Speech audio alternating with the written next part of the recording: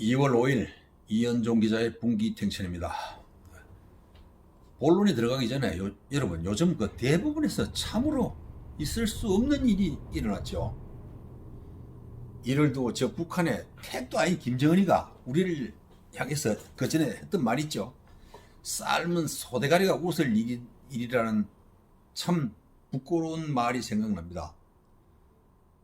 흔히 어이없는 일을 두고서 보통 우리가 지나가는 개가 웃을 일이라는 등의 비유를 합니다.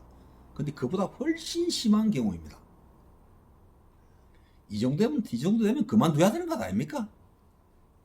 좌파들 보십시오. 얼마나 뻔뻔합니까? 부끄러운 줄 모릅니다. 이게 좌파들의 본성입니다. 자, 본론으로 들어가겠습니다. 오늘은 지금 온 국민의 관심사인 4월에 치러지는 서울, 부산 선거 결과에 대한 후폭풍과 양당이 선거 결과에 어떻게 반응하는지 예상해 보는 것도 재미있을 것 같아서 그걸 한번 예측해 볼까 합니다. 저는 누가 이길 것이라고는 예측하지 않겠습니다. 사실 잘 모르고요. 문제는 서울 선거 결과입니다. 부산에서 만약 국민의힘이 깨진다면 서울도 당연히 깨지는 것으로 봐야 하고, 그렇게 된다면 다른 말 할 것도 없이 국민의힘은 난파선이 돼서 해체될 겁니다. 저는 부산은 일단은 제 가정입니다. 국민의힘이 이긴다는 가정하에 서울 결과를 두고 얘기해 볼까 합니다. 만약 국민의힘이 서울에서 이긴다면 날개를 달겠죠. 김종인 대표의 비대위 체제는 어차피 이번 선거까지니까 물러날 테고, 그때 되면 당장 승리감에 도취된 당에서는 대표를 뽑는 다음 전당대회를 준비하면서 다음 대선은 따놓은 당상이라고 열을 올리겠죠. 그러면서 생각지 않았던 인재들이 몰려들 수도 있습니다. 이에 따라서 아마 당 대표에는 내노라는 인사들이 출사표를 많이 던지고 치열한 경쟁을 벌이겠죠. 또 이길 수 있다는 분위기로 인해서 우리가 예상하지 않았던 대통령 후보가 나타날 수도 있습니다.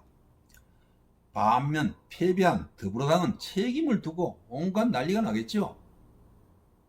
문재인에게는 당장 권력 누수 현상이 빨라져서 힘이 빠지는 식물 대통령이 될 것은 자명합니다.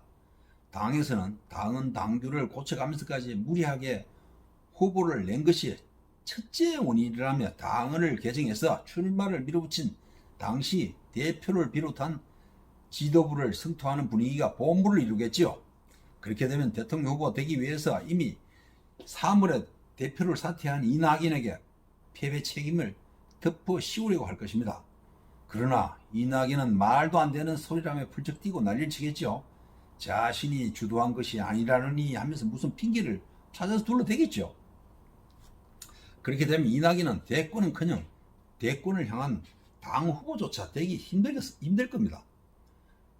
그런 과정에서 더불어당은 다음 집권에 대한 불확실성으로 4분 오해를 하면서 분당 사태가 올 수도 있습니다.